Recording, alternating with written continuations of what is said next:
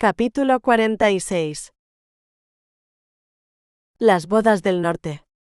El banquete fue un éxito deslumbrante, si se consideraba que enemigos acérrimos habían compartido la mesa sin derramar sangre. Exhausta, Serelinde permaneció junto a sus padres y hermanos observando a los dignatarios retirarse hacia sus pabellones escoltados por sus guardias. Los criados de Arvendal iluminaban el sendero con antorchas, asegurándose de que todo transcurriera sin tropiezos. No habría sido decoroso que un emperador, más alegre de lo prudente por el vino, cayese en medio del campo. Su padre besó la frente de la condesa. «Ha salido tal como esperaba», dijo satisfecho. «El salmón ahumado, perfecto. Las huevas de esturión sublimes». Incluso el duque Heinrich parecía impresionado. «Somos afortunados de vivir cerca del Elba», respondió ella con sencillez, «y de tener cocineros bendecidos por los dioses». Era propio de Beata Arvendal restar mérito a su talento. Teudric tomó las manos de sus hijos uno a uno. «Estoy orgulloso de vosotros», les dijo antes de palmear a Edran y besar a Cristel. «Seréis un Graf y una Grafin magníficos». El matrimonio se inclinó con modestia y se despidió. Luego el conde volvió hacia Serelinde, tomó sus manos entre las suyas y murmuró con ternura: «Eres una joya, hija mía». «Gracias, padre. Todo esto fue un éxito gracias a ti». «Coincido», añadió una voz cálida a su lado. «Tainar». Serelinde alzó la vista hacia él y su corazón dio un salto. El conde le estrechó la mano al joven. «Os habéis encontrado en una posición difícil, muchacho, y la habéis afrontado con honor. Ahora os dejo una tarea más ardua: poner fin al sufrimiento de mi hija». «Demos un paseo a la luz de la luna», propuso Tainar ofreciéndole el brazo. «Me parece apropiado». «¿Apropiado para qué?», preguntó ella, impaciente, mientras él la guiaba lejos del bullicio del banquete. Él se sentía ligero, casi travieso, liberado al fin de la sombra de su padre. «Para escuchar a los sapos del Elba», bromeó. «Escucha». Serelinde frunció el ceño, pero obedeció. «Tienes razón, estoy tan acostumbrada a su canto que ya no lo oía». «Los aromas del jardín también parecen más vivos bajo esta luna», dijo él, alzando la vista. «Y mira las estrellas. Ni una nube las vela». Ella lo imitó un instante, pero enseguida lo miró con los ojos entrecerrados. «¿Qué decía la carta?». Tainar sonrió y sacó el pergamino de su chaqueta. «Intento crear un poco de magia, y tú solo piensas en». Pero Serelinde ya le había arrebatado la carta. La desplegó y leyó. Cuando comprendió su contenido, lo miró con asombro. Él se arrodilló ante ella. «Cuando sepas cómo obtuve mi libertad te reirás», dijo tomando su mano. «Pero por ahora, Serelinde de Arvendal, quiero que recuerdes esta noche, la luna, los aromas, las estrellas y hasta los sapos, cuando contemos a nuestros hijos cómo te pedí que fueras mi esposa». Serelinde lo contempló en silencio, incrédula. Por un momento Tainar temió haber ido demasiado lejos. «Entenderé si has cambiado de idea», murmuró. «Si no deseas dejar tu tierra y tu familia». Ella se llevó la carta al pecho y lo miró con lágrimas brillando en los ojos.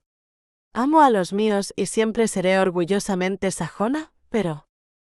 No pudo continuar. Él la rodeó con los brazos, conteniendo el aliento, esperando su veredicto. Serelinde apoyó la cabeza en su pecho, oyendo su corazón firme y cálido. «Siento tus latidos, Tainar Rodericksholm», susurró, «y me honra que sean por mí. Tú eres mi patria. Sin ti no hay vida posible. Mis padres lo saben». Alzó el rostro y en la voz que temblaba de emoción añadió: «Será para mí un honor aceptar tu propuesta de matrimonio».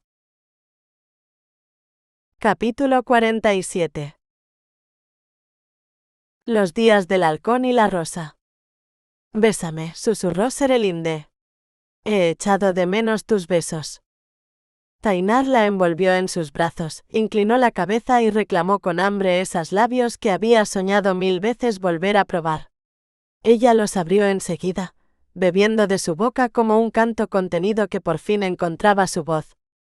Cuando se apartaron jadeando, él murmuró contra su piel: «Tienes sabor a caviar». Serelinde alzó el rostro hacia el cielo. «Si vamos a la casa de verano, detrás del jardín de las hierbas, podremos mirar las estrellas sin que te duelan las costillas». Tainar apenas la escuchó. El cuello pálido de ella, bañado por la luna, lo tentaba más que el cielo entero. Pero admitió que pronto necesitaría sentarse. La puerta de la casita crujió al abrirse. «No la hemos usado mucho este verano», dijo ella en un susurro. «Es pequeña, apenas para 6, y hemos tenido demasiadas visitas». La sonrisa traviesa que acompañó sus palabras encendió en él un fuego súbito.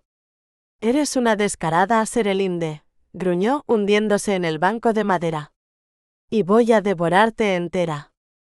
Ella rió, nerviosa, mientras él la atraía hasta sentarla sobre su regazo. «Mi madre me explicó cómo funciona, dice que es algo muy excitante. No puedo esperar para probarlo». El calor subió por el cuerpo de Tainar. Cuando Serelinde se movió sobre él, tuvo que sujetarle la pierna. «No te muevas así», murmuró entre dientes. «Perdón», dijo ella ruborizada. «Conozco la teoría, pero no la práctica». «No temas», susurró él. «Yo te enseñaré». «Bien», murmuró contra su cuello. «Quiero aprender a darte placer». Él sonrió, consciente de cuán cerca estaban de perder la razón. «El placer es de ambos», dijo, y dejó que su mano subiera bajo la túnica, sobre la piel tibia de su muslo. El aliento de ella se quebró. «Siento un temblor», susurró, «¿un pulso que te llama?» Sus dedos hallaron con facilidad el centro palpitante de su deseo. La besó para ahogar su gemido y ella se arqueó, dejándose ir entre sus brazos. El calor húmedo de su cuerpo empapó su mano, y Tainar la sostuvo contra su pecho, besándole la frente, los labios, el cuello. «Eres preciosa», susurró ronco. «Ha sido aún mejor de lo que mamá dijo», murmuró Serelinde con una sonrisa soñadora.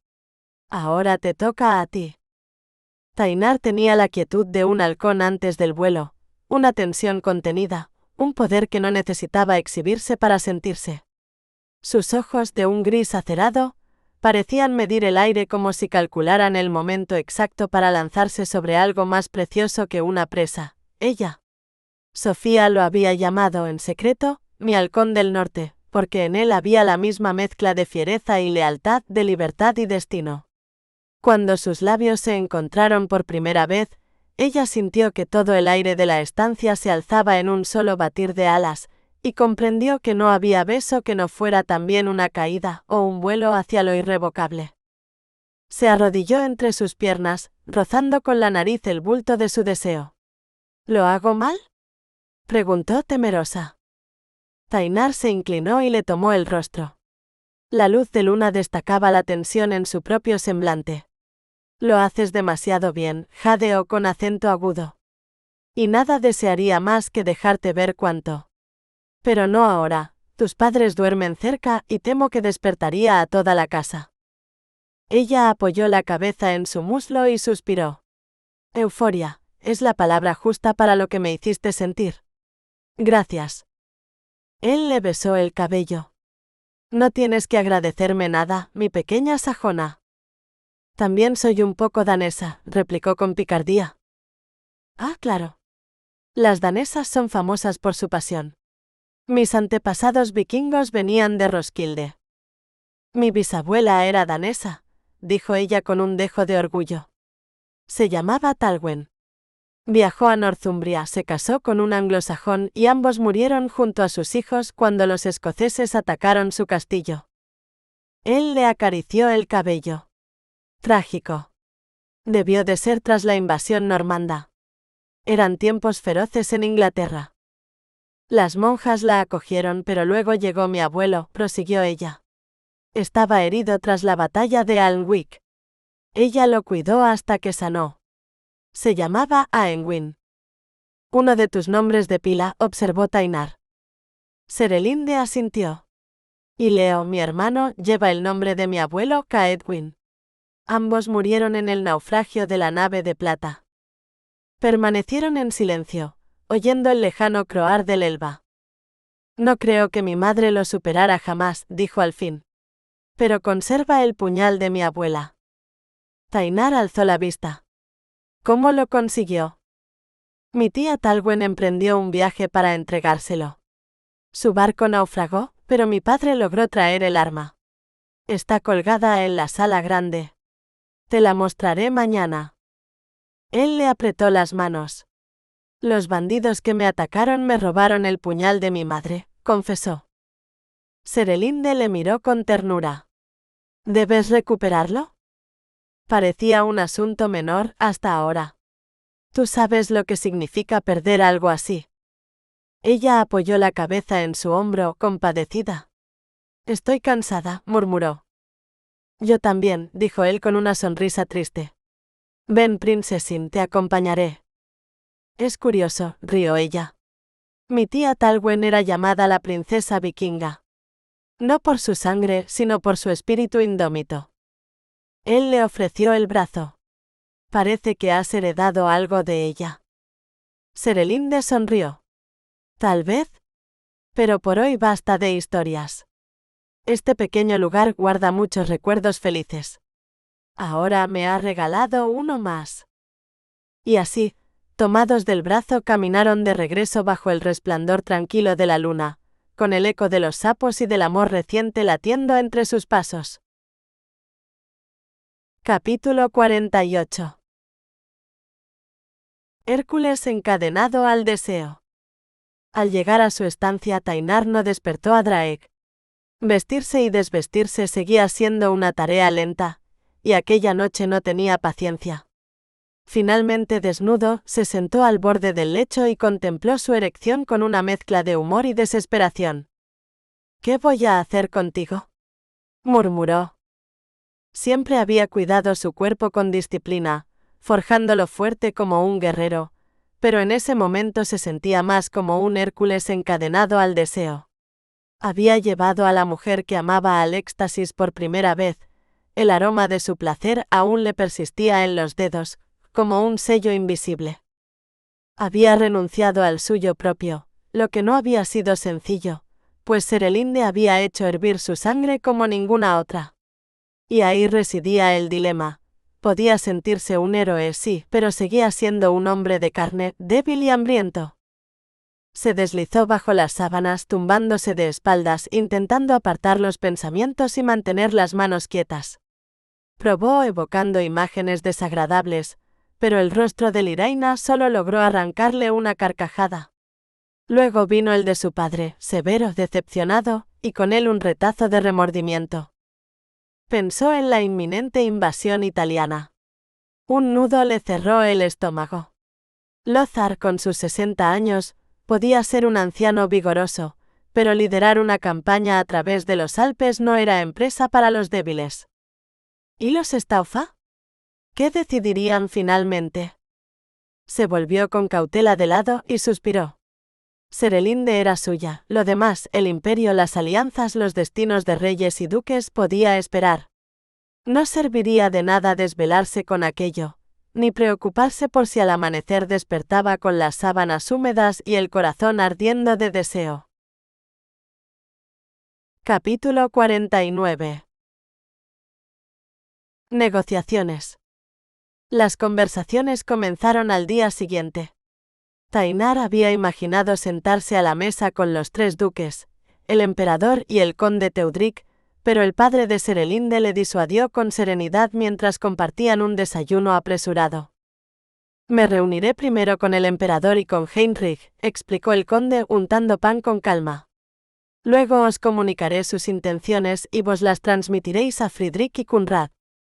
El instinto de Tainar le decía que sería más rápido, y más sensato, que todas las partes se enfrentaran cara a cara, pero reconocía que Teudric Arvendal dominaba el arte de la diplomacia mucho mejor que él. Imagino entonces que volveré con las respuestas de los Staufa para entregároslas y vos las llevaréis al emperador, dijo. Exactamente. Un proceso lento pero eficaz. Evita choques innecesarios, aunque no prometo que vuestros duques no os tomen por el blanco de su ira. Tainar vaciló. Aquel no era el momento para hablar de su deseo de pedirle formalmente la mano de Serelinde, aunque ardía en él la necesidad de hacerlo. «Tengo mucho que aprender de vos, mi señor», dijo al fin. El conde le sonrió con amabilidad. «Con un poco de suerte tendremos tiempo para aprender el uno del otro. Ahora id, que los Staufa no son hombres pacientes». Tainar lo observó alejarse con sus perros, preguntándose qué podría enseñarle él a un hombre así. Engulló el último trozo de pan y se dirigió al pabellón de los duques. Allí lo esperaban Friedrich y Conrad, tamborileando con impaciencia sobre los brazos de sus sillas de madera tallada. Tainar se detuvo un instante, atónito. En apenas un día habían transformado el austero pabellón en un palacio oriental. Alfombras de seda, cojines bordados, tapices que parecían traídos de Bagdad. El aire olía a especias y a poder. «¿Qué os parece nuestro pequeño oasis en el desierto?», preguntó Conrad con una sonrisa satisfecha. Una punzada de irritación recorrió la espalda de Tainar. Ellos disfrutaban de lujos imperiales mientras a su propio enviado lo habían dejado dormir sobre una litera de campaña. «Impresionante», respondió con cortesía tensa. Friedrich lo observó con su único ojo. «¿Qué será lo primero que pidan?». Tainar había pasado suficientes días junto al emperador para intuirlo. «Os recordarán vuestro juramento en Bamberga, el compromiso de acompañar cualquier futura campaña en Italia». Friedrich frunció el ceño. Conrad alzó una ceja, evaluándolo. Tainar decidió no retroceder. «Aquel juramento fue el precio de vuestro perdón», añadió con voz firme. «Lo disteis cuando reconocisteis a Lothar como vuestro emperador, tras disputarle el trono». El silencio se tensó. Friedrich parpadeó con el ojo bueno, molesto, y murmuró algo entre dientes. Pero Conrad, siempre más calculador, levantó la mano. «Esperemos a ver si Rodericksholm tiene razón». Su sonrisa era delgada como una hoja de acero. «Ah, parece que llega vuestro escudero». Draeg asomó en la entrada, con los ojos muy abiertos ante la opulencia del lugar. «¿Me habéis mandado llamar, mi señor?», preguntó Tainar. El joven tragó saliva, sin dejar de mirar los tapices que relucían con el oro de las antorchas. «Sí, mi señor», dijo por fin. «El conde solicita vuestra presencia de inmediato». Capítulo 50. El bordado. Serelinde pasó la jornada dedicada al bordado, una labor que normalmente detestaba, pero aquella vez aceptó complacida la invitación de su madre a sentarse junto a ella y a Christelde en el comedor mientras tejían en silencio. Desde la ventana podía verse el pabellón ducal y más allá el imperial. Así podía observar, a la distancia, las idas y venidas de Tainar y del conde Teudric. Cada vez que los veía salir a la luz con el ceño fruncido y los pasos tensos, un mal presentimiento se le anudaba en el pecho. Al mediodía llevaron la comida a los pabellones, privándola de la excusa perfecta para preguntar cómo avanzaban las negociaciones. Se pinchó varias veces el dedo, dejando finas vetas de sangre sobre el lino. No era un presagio alentador. «Ten paciencia, hija», le dijo su madre sin levantar la vista. «Tus suspiros ponen nerviosa a toda la casa». Serelinde dejó la labor sobre la mesa con un suspiro. «Perdóname, madre. Ni siquiera en mis mejores días soy buena con la aguja. Pensé que te ayudaría a distraerte». Christelle levantó los ojos húmedos del tejido. «Nada de esto cambiará el hecho de que pronto todos nuestros hombres marcharán a la guerra». Serelinde se incorporó, intentando domar el nudo que le apretaba el vientre. «Pero es importante que luchen del mismo lado. Tú y yo no podemos permitir que nuestros maridos». «¿Maridos?», interrumpió su madre, alzando la cabeza de golpe. Serelinde cayó de rodillas ante ella, escondiendo el rostro en su regazo, ese refugio que había sido suyo desde niña. «He aceptado casarme con Tainar», sollozó. «Sé lo que eso implica». «SHHH Serelinde», la interrumpió su madre con ternura. La primera vez que vi cómo te miraba durante el Reigen, supe que estaba perdido por ti. Reconocí aquella mirada. La había visto antes en los ojos de un hombre. Pero... Y cuando cantaste para él en la carreta al regresar de Nuremberg, comprendí que tú también lo amabas. Me partió el alma verte tan desdichada después.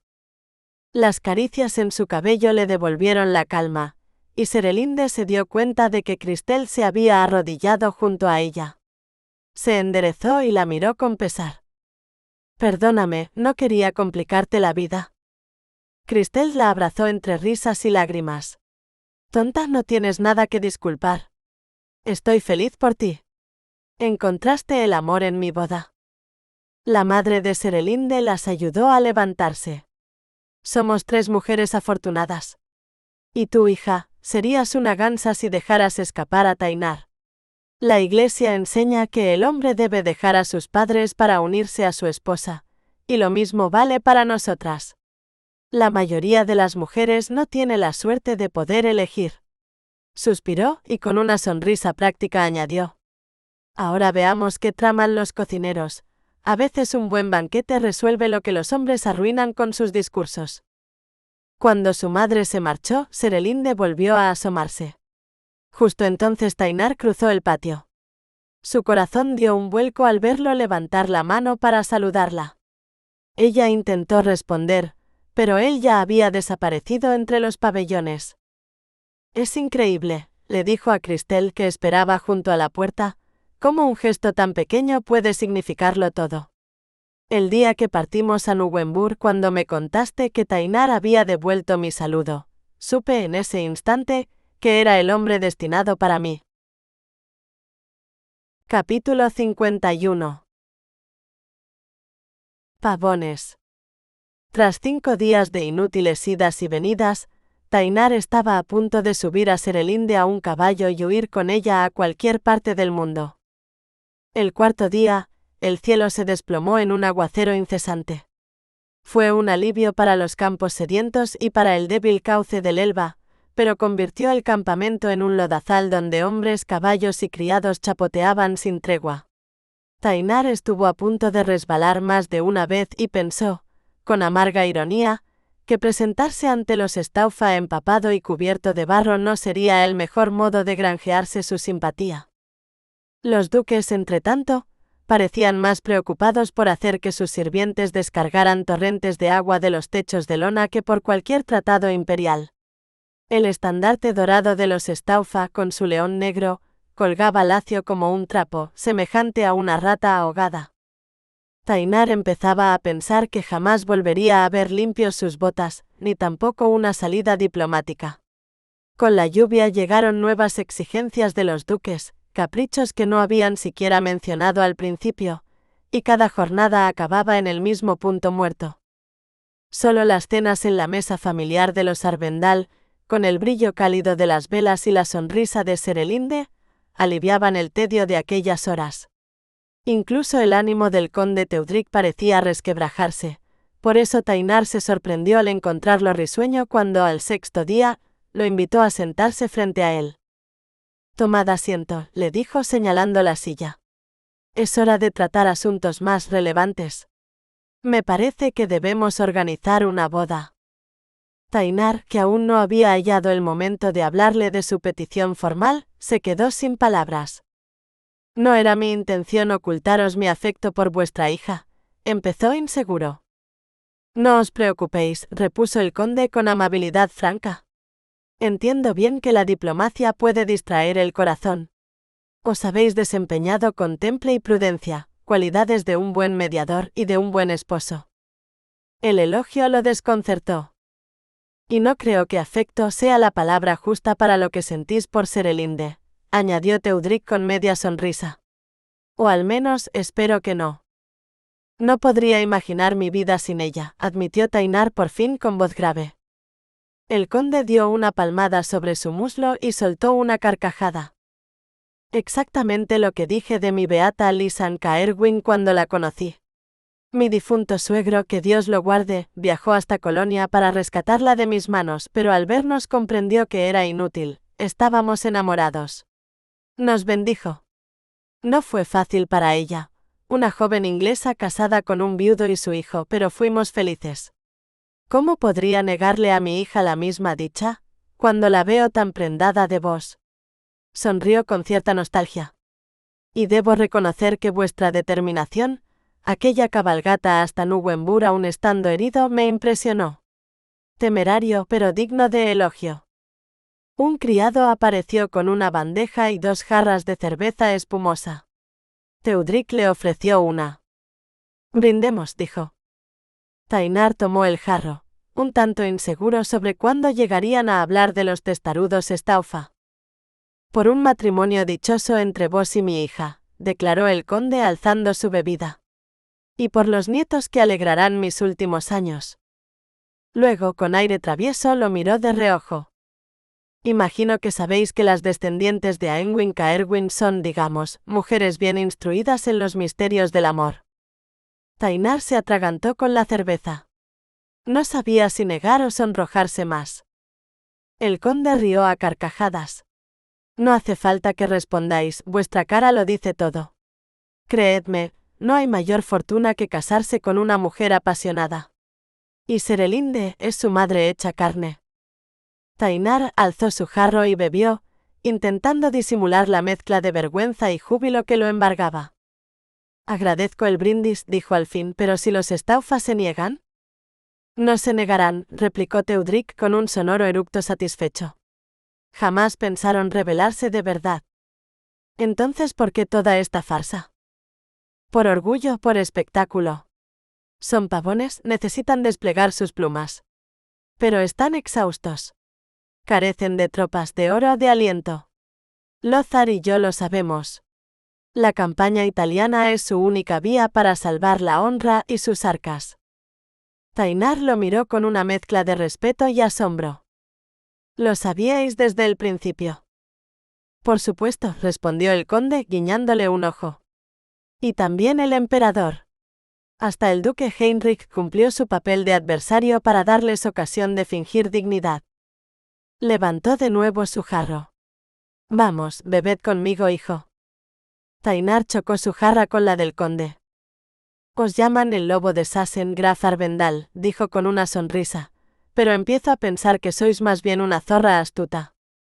El conde soltó una carcajada. Y yo creo que ha llegado el momento de que me llames Graf Teudrik. Al menos hasta que te cases con mi hija. Luego quizá, padre, suene mejor. El color se le escapó del rostro. Jamás había llamado así a su propio progenitor. Será para mí un honor, acertó a decir antes de beber de un trago el resto de la cerveza.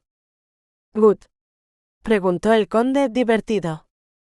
«Excelente», respondió Tainar, antes de dejar escapar un ruidoso eructo que hizo estallar la risa de ambos.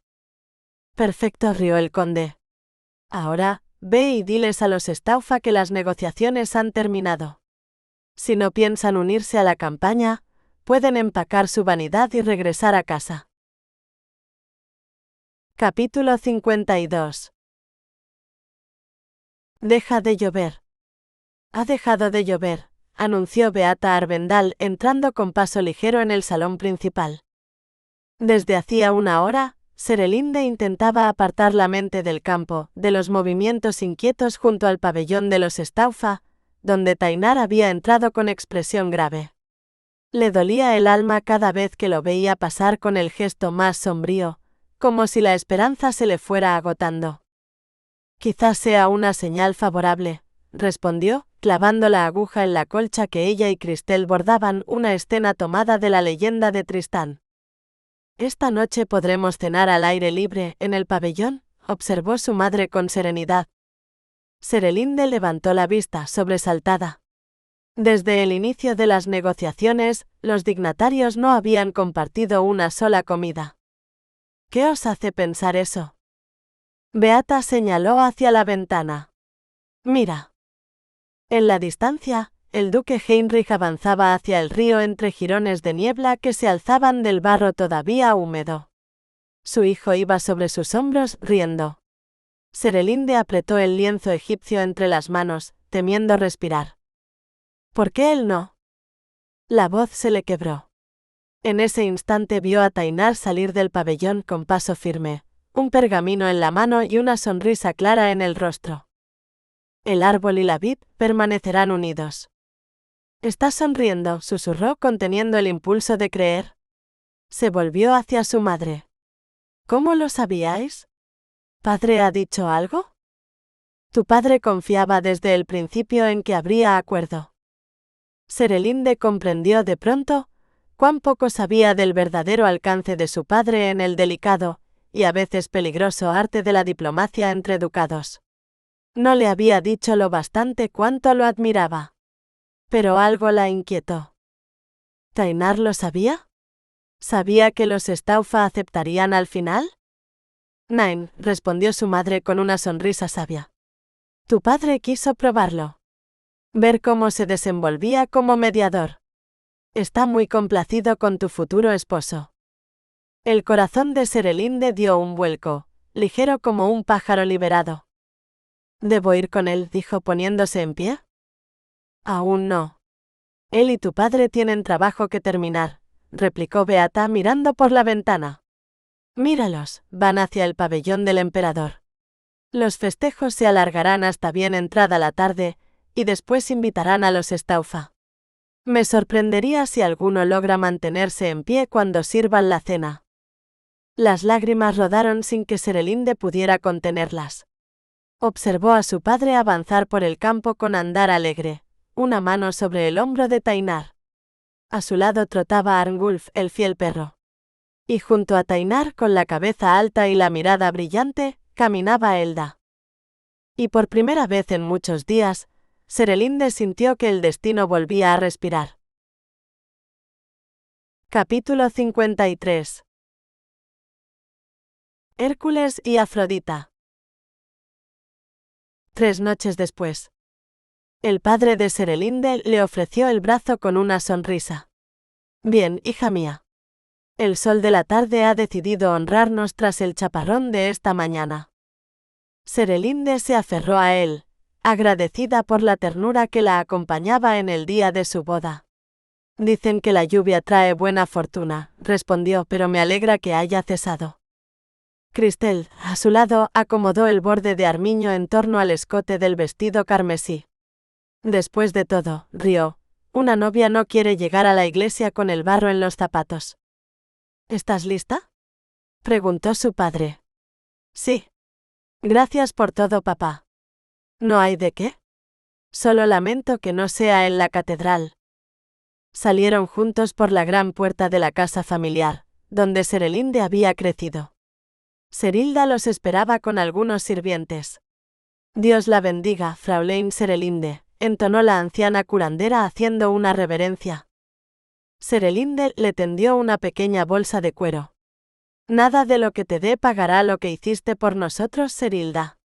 Fue el destino quien lo sanó, repuso la mujer. Yo solo fui su instrumento. Aún así, acepta esto, por favor. La vieja asintió, guardando la bolsa en su chal. Serelinde sabía que aquel dinero bastaría para sostenerla muchos inviernos. Estaba a punto de seguir cuando Serilda susurró. ¿Has soñado esta noche? Serelinde vaciló. Había soñado, sí, pero no con lo que esperaba. Soñé que yacía sobre el trébol, confesó. La anciana soltó una risita. Un buen presagio. El trébol anuncia un matrimonio feliz y próspero. Reanimada, Serelinde sonrió a su padre. Prefiero la pequeña iglesia del pueblo con solo la familia, dijo retomando el paso. El de Cristel fue magnífico, pero Tainar tenía pocas ganas de volver a Nuremberg.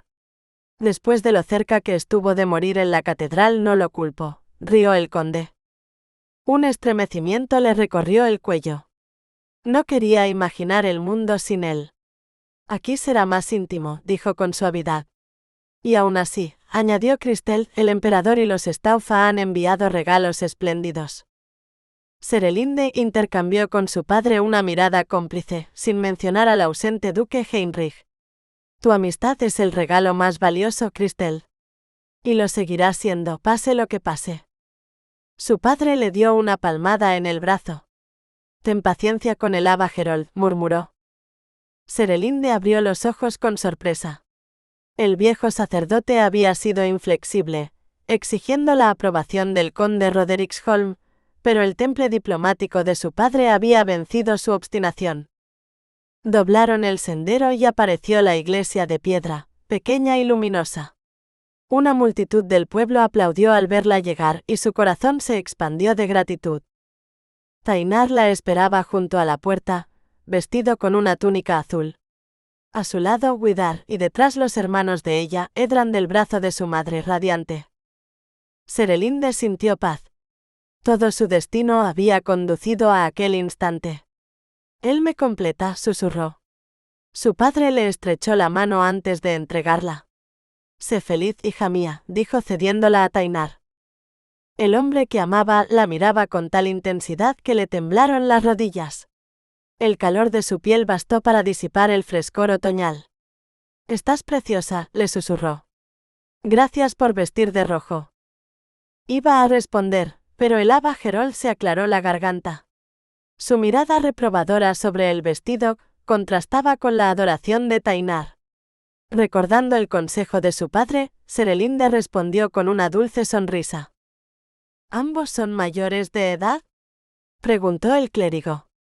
Sí, repuso Tainar. Y el padre de Serelinde da su consentimiento. ¿Parentesco alguno que impida el matrimonio? ¿Un tatarabuelo común, quizá? Serelinde reprimió la risa. Nain, contestó. Nain, repitió Tainar. El sacerdote tomó una bandeja de plata. ¿La dote? Widar le entregó una bolsa a Tainar, que la depositó en el plato. Con esta dote, declaró el sacerdote, confirmáis vuestra voluntad de confiarle la administración de vuestros bienes. Lo confirmo, respondió Tainar. Serelinde, con una chispa en la mirada, tomó la bolsa y la tendió a Cristel. ¿Tienes las coronas? Widar presentó los anillos de flores. Cristel sonrió sosteniendo el suyo. Good, dijo el sacerdote complacido. Prosigamos. Los colocó frente a la puerta. El novio a la derecha y la novia a la izquierda, frente a las puertas, entonó el sacerdote, pues Eva fue formada de la costilla izquierda de Adán. Satisfecho, trazó la señal de la cruz en el aire, elevó los brazos y comenzó el rito en latín. El sol caía pleno sobre el pequeño templo, y aunque Serelinde agradecía su luz dorada, el calor le ardía bajo el terciopelo y el armiño. El vestido rojo, con su peso solemne, parecía una hoguera encendida sobre su piel. Y el cabello suelto, a petición de Tainar, se le antojaba ahora una capa de fuego. Cuando llegó el momento de pronunciar los votos, Tainar tomó la corona de flores y la colocó con manos firmes sobre su cabeza. Después, siguiendo al sacerdote, habló con voz grave. Serelinde a Enwin Arvendal te tomo por esposa. Te prometo la lealtad de mi cuerpo y de mis bienes. Te cuidaré en la salud y en la enfermedad y en cualquier destino que el Señor disponga. Ni en lo mejor ni en lo peor cambiaré hacia ti hasta el fin de mis días. Cristel, sonriendo, le entregó a Serelinde la segunda corona. Las manos de la novia temblaban mientras la sostenía. El corazón le latía tan fuerte que creyó que todos podrían oírlo. Tainar inclinó la cabeza, y ella colocó la guirnalda entre sus rizos oscuros, resistiendo el impulso de enredar los dedos en ellos. Él levantó la mirada, y en ese instante Serelinde comprendió que estaba a punto de casarse con un héroe, fuerte como Hércules pero capaz de mirarla con ternura. El pensamiento la estremeció, seguido por otro aún más temerario. No podía esperar a verlo desnudo. Abrió la boca desconcertada justo cuando el sacerdote fruncía el ceño, aguardando que repitiera los votos. Balbuceó las palabras, sostenida por la firmeza de la mano de Tainar y el leve temblor de su sonrisa. Juraría que oyó la risa contenida de su padre detrás de ella. Cuando Aba Gerold los declaró marido y mujer, Serelinde cerró los ojos y elevó una silenciosa oración, que su esposo regresara con vida de Italia. Entonces Tainar la besó con dulzura reverente. «Te amo», susurró contra su boca. Él la rodeó por la cintura y la condujo hacia el interior del templo para la misa. El incienso ascendía como un velo sagrado, envolviéndolos. «Es increíble», murmuró Tainar. «Aún hueles a madreselva». Serelinde sonrió en silencio. Algún día, pensó, le revelaría el secreto del aceite de madreselva que Serilda destilaba con la luna llena. Capítulo 54. Su ángel rojo. El eco de los pasos sobre la piedra, el incienso suspendido en el aire, el canto grave del rito latino, el dosel nupcial bajo el cual él y Serelinde se encontraban. Todo evocaba en Tainar los recuerdos lejanos de los matrimonios celebrados en la iglesia de Rodericksholm. Pero allí, en su tierra, nunca habría habido tanta dicha. Con Serelinde, incluso el aire parecía haber cambiado, su presencia traía fortuna. La observó con los ojos entrecerrados, aún deslumbrado por aquella visión que había creído un sueño, su ángel rojo. Pero ya no era un ángel, sino una diosa. La corona de laurel reemplazaba al oro, y en ella no veía ya la inocencia celestial, sino la ardiente belleza de Afrodita. Sin embargo, pensó con ternura, a diferencia de la diosa griega, Serelinde sería fiel a su Hefesto. A los ojos del mundo, él parecía un hombre fuerte y apuesto, vestido con el azul puro de la nobleza.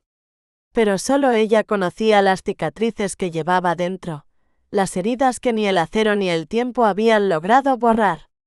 Serilda había sanado su cuerpo, pero había sido Serelinde quien lo había devuelto a la vida, quien había rescatado su alma del vacío. Pensó en Rodericksholm, en las tierras que pronto serían su responsabilidad, en ese vasto territorio que podía hundirse sin guía. Y sin embargo, con ella a su lado, todo le parecía posible. Antes debía sobrevivir a la campaña de Italia, pero ahora tenía un motivo sagrado para volver. Cuando el sacerdote posó la hostia sobre su lengua, Tainar oró por el regreso de todos los hombres que Serelinde amaba, y juró que protegería a sus hermanos como si fueran los suyos. Más tarde, mientras el viejo Abba Gerold entraba en el segundo cuarto de hora de su homilía, su mente voló inevitablemente hacia la noche que los esperaba. La anticipación le tensó el cuerpo. Imaginaba la dulzura de Serelinde en la penumbra, la entrega temblorosa de su amor. Luego se reprochó en silencio y alzó los ojos al cielo, pidiendo perdón por sus pensamientos impíos. Rezó con una sonrisa apenas contenida, para que el destino concediera a Hefesto la fuerza suficiente para estar a la altura de los deseos de su Afrodita. Capítulo 55. La costumbre local. La iglesia era demasiado pequeña para albergar a todo el pueblo. Una multitud se agolpaba a las puertas, vitoreando cuando Tainar y Serelinde salieron bajo el sol recién restituido. Una campesina sonriente le colocó entre los brazos un niño que lloraba desconsolado. Tainar frunció el ceño, pero Serelinde lo tranquilizó con dulzura. «Es una costumbre local», le explicó. «Se cree que así aseguran la fertilidad de la novia». El llanto cesó apenas el niño alzó la vista hacia Tainar, fascinado por su presencia. Serelinde rió. «Parece que sabes tratar con los pequeños», dijo devolviéndolo a su madre. El gesto orgulloso de su esposo le llenó el corazón. Edran, Leo y Ken lo recibieron entre bromas y palmadas en la espalda, algo más entusiastas de lo necesario, pero Tainar encajó la efusividad con buen humor. La condesa reprendió a sus hijos y acercándose al nuevo yerno, lo besó en ambas mejillas. «Confío en que cuidarás de mi niña», advirtió con fingida severidad. «Os lo prometo», respondió él con respeto. «Espero pasar con ella muchos años felices». El conde, sonriente, estrechó la mano de Tainar y luego abrazó a su hija. «Sé buena esposa», le dijo. «Lo seré», contestó Serelinde con un guiño travieso. Los músicos del pueblo alzaron el tono de sus títolas y tambores, y la procesión nupcial se puso en marcha hacia la casa solariega.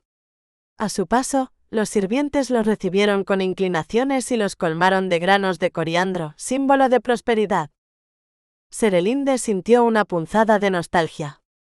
Aquel era su hogar, el corazón de todos sus recuerdos y pronto habría de dejarlo. Pero decidió no entristecerse. Aquel era su día, el más luminoso de su vida, y no permitiría que ningún pensamiento sombrío lo empañara. «Extrañarás esta casa», susurró Tainar. «Sí», admitió ella. «Pero me consuela saber que lo entiendes». El conde intervino con jovialidad. «Vuestra madre ha preparado una sorpresa, la hidromiel de mi cuñado Aedric».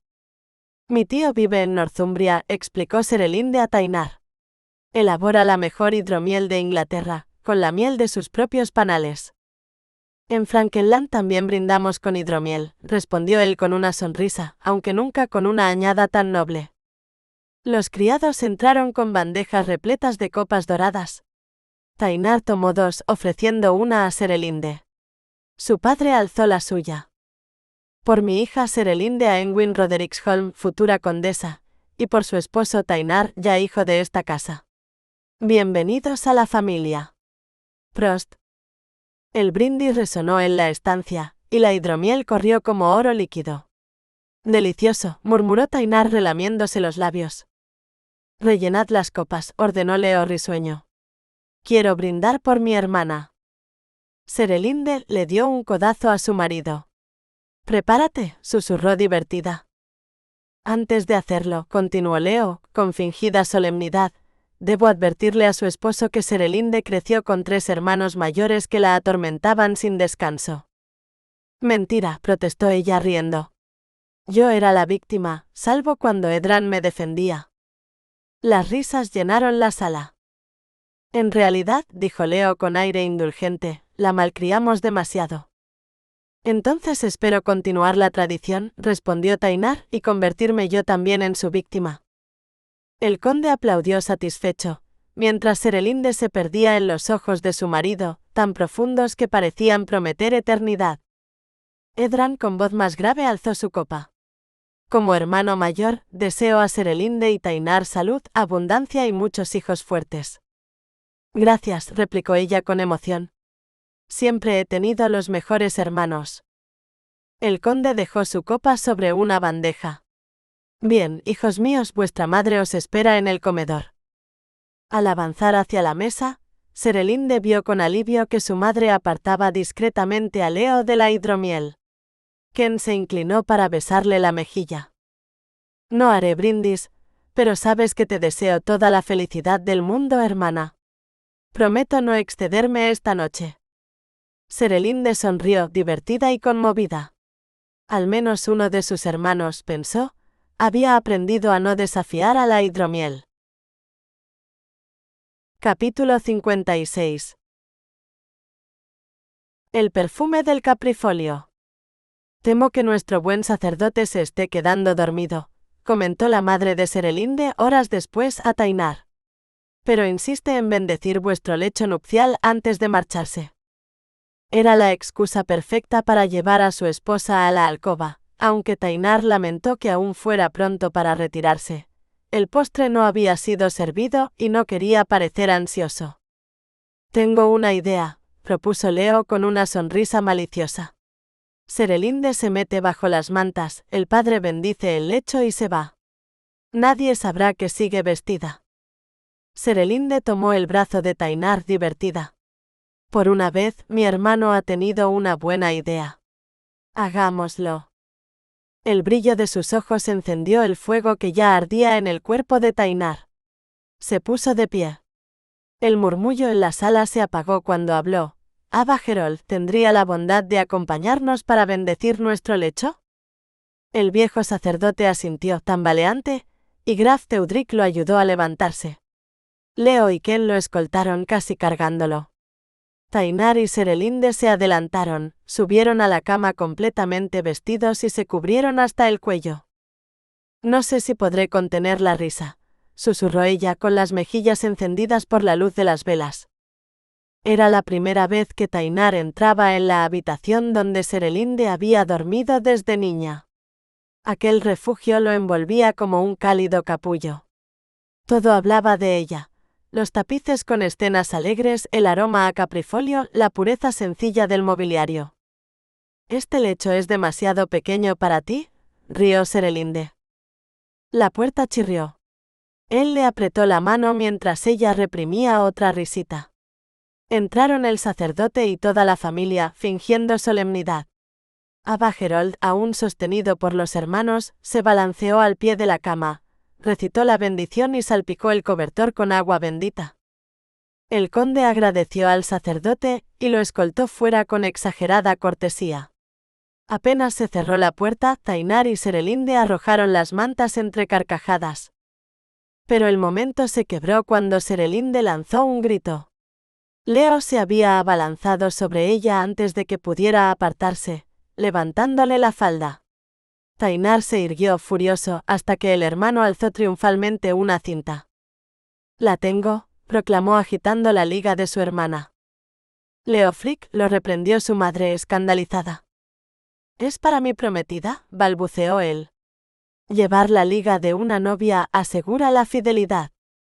«¿Prometida?», replicó Serelinde quitándose la media suelta. «¿Y quién es esa criatura temeraria?». Leo se colocó la liga en el brazo, murmurando algo sobre el futuro. Thainar apenas lo oyó. Su atención estaba atrapada en la pierna desnuda de Serelinde, pálida y perfecta a la luz de las velas. A lo largo de los años, Serelinde y Cristel habían compartido una amistad tan cercana que bastaba una mirada para entenderse. Desde el otro lado del salón, Serelinde le dirigió una de esas miradas, y su amiga comprendió al instante. Si fuera ella, murmuró Cristel con picardía, tampoco querría volver al banquete. Leo intervino alegremente. «Madre, dejemos que los recién casados disfruten de su noche. Nosotros ayudaremos a Thainar y usted y Cristel se encargarán de Serelinde». La condesa rió y tomó la mano de su hija. «Solo falta el postre», dijo con un leve sonrojo. «Ven, hija». Entre risas, la ayudaron a prepararse en la habitación contigua, mientras las carcajadas masculinas resonaban tras la puerta. «No me fío de ellos», susurró Serelinde. «Son solo bromas de hombres», respondió su madre. «Edran sabrá poner orden». Un golpe repentino interrumpió la conversación. «Por todos los santos», exclamó Thainar desde fuera. «Me han robado la ropa». Serelinde se llevó una mano al pecho, entre la sorpresa y la risa contenida. «Debería haber sabido que no podía fiarme de mis hijos», suspiró su madre con indulgencia. «Ven, Cristel, cerremos los ojos». «Y tú, hija», añadió en voz baja divertida, «no temas, prometo no mirar». Capítulo 57. La primera noche. Thainar soportó con humor las bromas de sus nuevos cuñados, aunque no esperaba acabar despojado de su ropa en plena noche de bodas. Buscó el supuesto albornoz que le habían prometido, pero el engaño era evidente. A punto de cubrirse con una manta, vio cómo la condesa y Cristel huían riendo tapándose los ojos. Entonces la vio a ella, Serelinde de pie, envuelta en la luz cálida de las velas, su túnica apenas velando la silueta. El mundo pareció detenerse entre ambos, suspendido en un silencio cargado de deseo y asombro. Thainar extendió los brazos con una sonrisa traviesa. «¿Te gusta lo que ves, Lieblin?», susurró. Ella se mordió el labio, incapaz de apartar la mirada. «No sabía qué», empezó, pero la frase se perdió en un murmullo. Él se acercó despacio, temeroso de romper el hechizo. Cuando sus manos se encontraron, la risa tembló en los labios de Serelinde, una risa dulce, nerviosa, que pronto se apagó bajo el peso del deseo contenido. Todo en la habitación hablaba de ella, los tapices color miel, el perfume de caprifolio, el pequeño lecho donde había dormido desde niña. Aquel espacio, testigo de su infancia, se convertía ahora en el umbral de su vida nueva. Él la miró como si la viera por primera vez, la gracia del cuello, la luz en los ojos, la inocencia y el coraje de quien ama sin reservas. Ella a su vez lo contemplaba como a un dios terrenal, mezcla de fuerza y ternura, su propio héroe forjado en cicatrices. El tiempo se volvió incierto. Afuera, las últimas risas de los hermanos se desvanecieron en el corredor. Adentro el silencio se hizo profundo, cargado de promesas. Cuando sus cuerpos se encontraron no hubo prisa. Fue un reconocimiento más que un arrebato, un diálogo de alientos, una entrega lenta, llena de reverencia y asombro. Todo lo que había sido miedo, se disolvió en la certeza de que pertenecían el uno al otro. Después permanecieron juntos, respirando al unísono, riendo en voz baja por algún ruido en la puerta. 3 conejos marrones irrumpieron en la estancia, y Serelinde soltó una exclamación entre el susto y la risa. «Tu hermano es un demonio», murmuró Tainar mientras intentaba echar a las criaturas. Ella, recostada entre las sábanas, no podía dejar de sonreír. «Tal vez sea una bendición», replicó con picardía. «Los conejos son símbolo de fertilidad». Él la miró por encima del hombro con una media sonrisa. «Entonces», dijo cerrando con suavidad la puerta, «mejor asegurémonos de que la profecía se cumpla». Epílogo. 2 semanas después. Tainar despertó antes del alba, en el día en que debía partir hacia Múnich junto a sus cuñados. Desde allí comenzarían la ardua travesía de los Alpes. A su lado, Serelinde dormía todavía, recogida contra su cuerpo con la cascada de su cabello extendida sobre su pecho desnudo. El lecho era demasiado pequeño para 2, pero él no habría cambiado aquella estrechez por ningún lujo del mundo. Había pasado los últimos días entrenando, preparándose para la campaña, y aún así, le dolía cada instante robado al tiempo con su esposa. Ella no se quejaba. Lo observaba con esa mirada serena que parecía absorberlo todo, la fuerza, las heridas, la sombra y la luz de él. A veces él la molestaba diciéndole que solo quería verlo sin camisa, y ella fingía ofenderse sonriendo. Le besó la frente. «Despierta, princesa dormida». «No quiero», murmuró ella aún entre sueños. «Si sigo dormida no tendré que despedirme». Él soltó una risa suave y la palmó con ternura. «Ven. Te llevaré a un lugar mágico». Serelinde entreabrió los ojos. «¿A la cascada?» «A la tuya», confirmó él. «Quiero despedirme allí, solo nosotros 2». Se vistieron deprisa, salieron al amanecer y montaron los caballos que Draeg había preparado. El aire olía a manzanas caídas y a hojas húmedas. Cabalgaron en silencio bajo los árboles encendidos de otoño, hasta que los zoclos sobre el lecho de hojas sonaron como un compás de despedida. Junto a la cascada, el agua corría pura y fría, derramando una música antigua entre las rocas. Se tomaron de la mano, descalzos, y dejaron que el rocío los empapara. «Gracias por traerme», susurró ella. «Mientras estés lejos, recordaré este lugar». «Y yo recordaré esto», respondió él, rozándole la mejilla con los labios, «el olor del caprifolio en tu piel, el sonido de tu risa». El agua era helada, pero ella tembló solo cuando él la abrazó.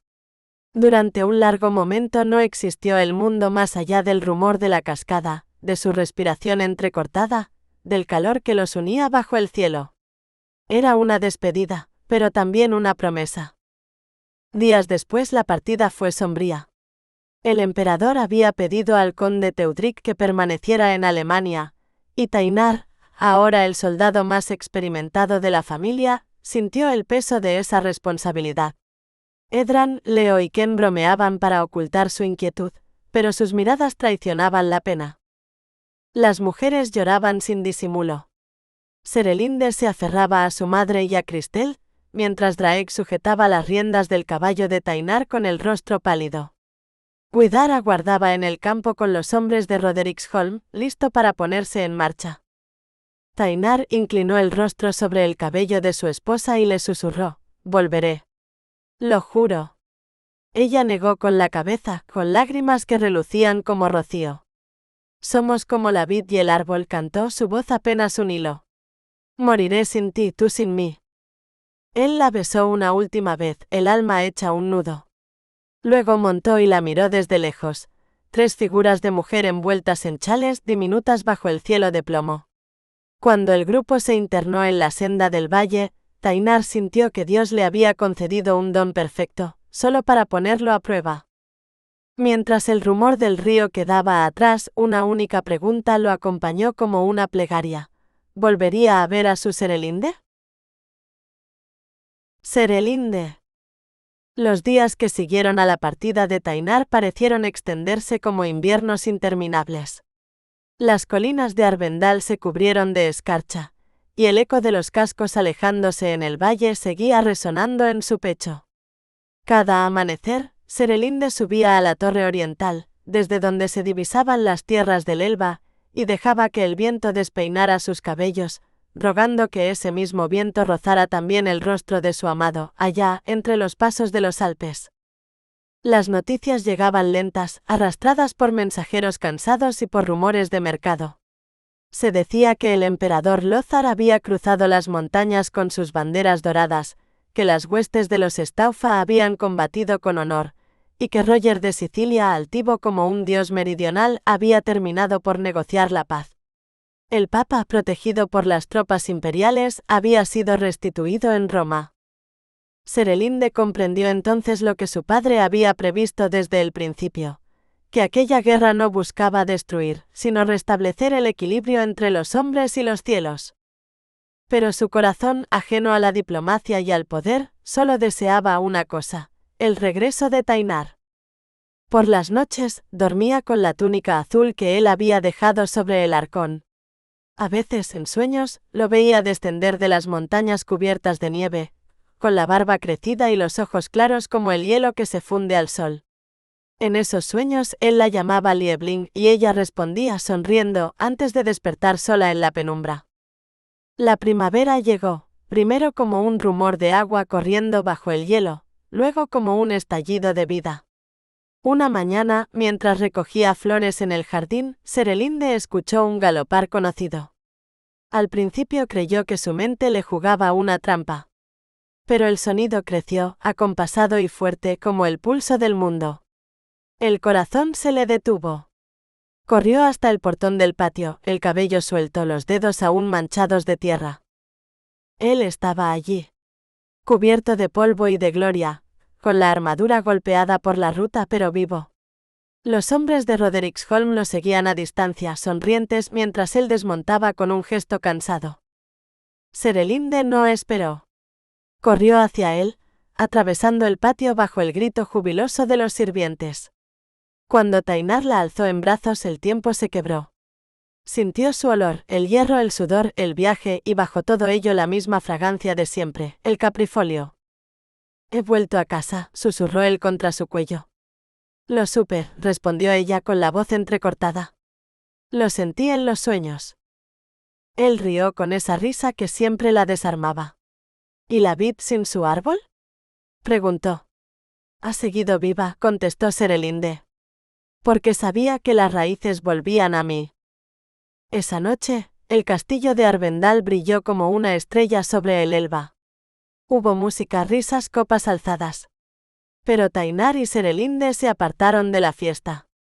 Subieron juntos al jardín superior, donde la luna bañaba las hojas del caprifolio que crecía entre las piedras. Allí, bajo el mismo cielo que los había unido, él le tomó la mano. «Lothar regresará pronto a Sassenmark», dijo Tainar con tono sereno. «La guerra ha terminado. El Papa ha sido confirmado, y el Imperio volverá a respirar en paz». Ella lo miró en silencio, con el rostro bañado por la luz plateada. «Entonces también tú puedes quedarte», susurró. Él inclinó la cabeza y la besó, como si besara la promesa misma de la vida. Cuando el viento pasó entre los muros, arrastrando el perfume del río y las primeras notas de los ruiseñores, Serelinde pensó que todo había sido un largo invierno y que, por fin, la primavera había vuelto al mundo. Y en algún lugar del bosque, invisibles en la sombra, los primeros brotes de caprifolio empezaban a florecer. El amor entre Tainar y Serelinde no nació del deseo ni de la costumbre, sino de una herida. Él sangraba por la costilla, como si un dios antiguo lo hubiera marcado para recordarle su fragilidad, y ella, en lugar de apartarse, se inclinó a su lado. No fue compasión, sino reconocimiento. En la herida del otro vio la suya, la necesidad de cuidar y de ser vista, de no tener que fingir fuerza para merecer amor. Durante mucho tiempo, Tainar había creído que la fortaleza era callar el dolor, sostener el acero incluso cuando la carne temblaba. Serelinde le mostró que había otro tipo de valor, el de permanecer con el pecho abierto dejando que alguien mirara adentro. Ella, en cambio, había vivido como si su dulzura fuera debilidad. Pero junto a él comprendió que la pureza no es inocencia sino transparencia, la capacidad de ofrecerse sin máscaras, de decir, aquí estoy incluso con mis temblores. Su madre lo había dicho alguna vez, no todo lo que sana viene de la luz, a veces la cura nace en la sombra donde nos atrevemos a mirar lo que duele. Y así, sin saberlo, los dos iniciaron una forma distinta de amar, no la que promete no herir jamás, sino la que se queda cuando la herida sangra. Cuando él partió, Serelinde comprendió que el amor también exige silencio, espera y fe. Que amar no es retener, sino sostener el espacio donde el otro puede volver. En esa quietud aprendió la paciencia, y en la paciencia la madurez. Él, entre la guerra y la nostalgia, guardó la certeza de que en algún lugar del norte había un corazón que latía con el suyo. Y aunque la distancia fuera larga como un invierno, supo que la herida que los unía ya no era llaga, sino la cicatriz donde comenzó la sanación. Porque el amor verdadero no huye del dolor, lo atraviesa, lo honra y lo transforma. El mito de Afrodita y Hefesto. Afrodita, diosa del amor, la belleza y el deseo, fue dada en matrimonio por Zeus al dios Hefesto, el herrero del Olimpo. Hefesto era sabio, laborioso y virtuoso, pero también cojo y deforme, un ser rechazado al nacer por su madre era y marcado por la fealdad física. Zeus temía que la irresistible belleza de Afrodita provocara conflictos entre los dioses, y creyó que unirla con Hefesto, el menos peligroso y el más industrioso de todos, sería una solución prudente. Pero el amor no se somete a la prudencia. Afrodita aceptó a Hefesto, pero nunca lo amó como él la amó a ella. Pronto lo engañó con Ares, dios de la guerra. Cuando Hefesto los descubrió, forjó una red invisible de bronce y los atrapó juntos en pleno lecho de adulterio. Llamó a los dioses para que presenciaran su vergüenza, pero lo único que obtuvo fue burla y compasión. Todos admiraron la belleza de Afrodita y la virilidad de Ares. Avergonzada, Afrodita huyó al mar y Ares al campo de batalla. Hefesto, herido pero digno, siguió trabajando su forja, domando el fuego y el metal, creando belleza de su dolor. La balada de Tainar y Serelinde. En los días del hierro y la fe, cuando los reyes soñaban con imperios y los hombres juraban sobre la espada, un halcón del norte alzó el vuelo tras una rosa nacida entre las nieves. Ella cantaba a los ríos dormidos, él callaba ante los truenos del deber. Y cuando sus labios se encontraron, hasta los astros inclinaron la frente. Fin. Nota de la autora. Hay historias que nacen del fuego y del silencio. Esta surgió entre ambos. En el siglo XII, Europa despertaba de siglos de oscuridad. Las lanzas aún resonaban en los campos, pero en las cortes germánicas y mediterráneas comenzaba a germinar algo nuevo. La idea del amor como elección, no como deber. Los trovadores llamaron a esa revelación amor cortés, los monjes la llamaron tentación, los poetas la nombraron destino. En ese mundo dividido entre la cruz y la espada, entre la devoción y la carne, imaginé a dos almas que se buscan, un guerrero marcado por la guerra y una mujer criada entre los muros de la fe. Él forjado por el deber, ella llamada por el deseo. Como Hefesto y Afrodita, encarnan el encuentro imposible entre la fragua y la belleza, entre la cicatriz y el milagro. Afrodita, en los mitos, es la fuerza que ninguna ley ni Dios puede contener. Hefesto, su esposo, el artesano que da forma a lo eterno con sus manos heridas. Entre ambos habita el misterio de toda unión humana, el fuego que destruye y al mismo tiempo redime. Quise trasladar ese mito al corazón del Sacro Imperio, cuando los Staufen y los Guelf luchaban por la corona y el alma de Germania. Una época de hierro y fe, donde los hombres se debatían entre la lealtad a su señor y la fidelidad a su conciencia. Mientras al sur, en la luminosa Sicilia de Roger II, griegos, árabes y normandos construían una corte de oro y ciencia, en el norte aún resonaban los ecos de una espiritualidad más antigua, casi pagana, que sobrevivía entre los bosques sajones y los cantos de las aldeas.